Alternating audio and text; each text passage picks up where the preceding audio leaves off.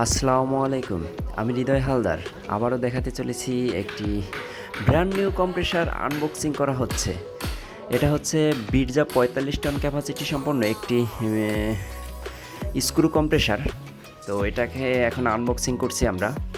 এটা এখন পর্যন্ত বক্স খোলা হয়নি, এই প্রথমই বক্স খুলছি আমরা নিয়ে এসে। দেখতে পাচ্ছেন এই যে আমাদের নয়নমণি বের হয়ে গেছে। তো এটা হচ্ছে বিরজা ৪৫ টন ক্যাপাসিটি একটি কম্প্রেসার, স্ক্রু কম্প্রেসার। তো এই কম্প্রেসারটিকে আমরা এখন ইনস্টল করব বা এর সব কাজগুলো দেখানোর চেষ্টা করব যে আমরা কি কাজ করতেছি এটার। আর এখানে যে আরেকটি কম্প্রেসার ছিল যেটা পুড়ে গেছে, সেটা আমরা খুলে রেখে দিয়েছি। আর এই ব্র্যান্ড নিউ কম্প্রেসার নিয়ে এসেছি, এটাকে এখন ইনস্টল করব আমরা। তো এই টলিতে করে এখন আমরা চিলারের কাছে নিয়ে যাওয়ার প্রসেসিং করছি।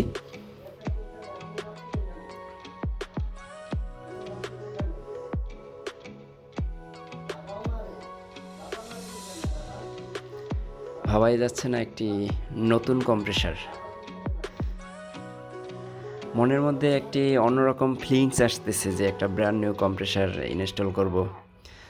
তো এই কাজগুলো যে করে আসলে তার মধ্যে এই ফিলিংসটা আসে, আসলে দূর থেকে কেউ বোঝা যায় না ওইভাবে যে একটি নতুন কম্প্রেসার ইনস্টল করার মজাটা কি। ভয়ও লাগে, তারপরে একটা মজা আছে অন্যরকম।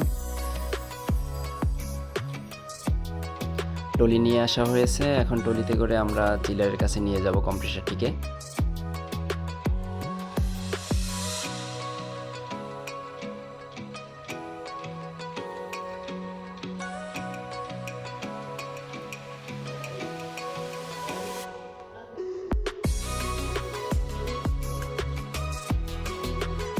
পজিশন করা শেষ, নিয়ে যাচ্ছি আমরা। এখন এটাকে চিলারের বেজমেন্টে পজিশন করার জন্য চেন কাপা দিয়ে তুলছি। তোলার পরে চিলারের বেজমেন্ট করে আমরা এটাকে চালু করার চেষ্টা করব পুনরায়।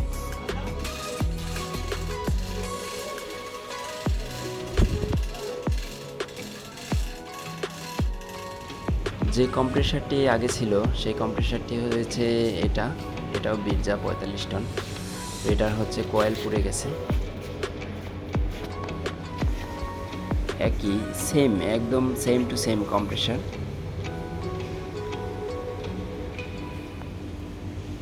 এটা অকেজ অবস্থা এখন ফেলে রাখা হয়েছে।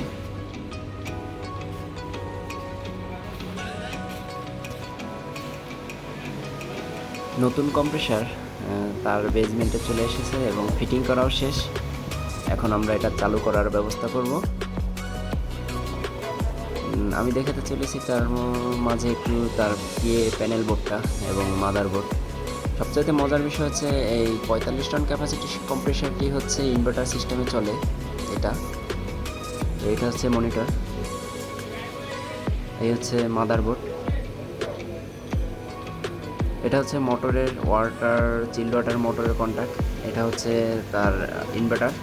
এই ইনভার্টারের মাধ্যমে কম্প্রেসারটি নিয়ন্ত্রণ হয়। তো আসলে সিস্টেমটা খুব ভালো, টেস্টিং হয়ে গেছে। আমরা পুনরায় চালু করার ব্যবস্থা করব। সবাই ভালো থাকবেন, সুস্থ থাকবেন।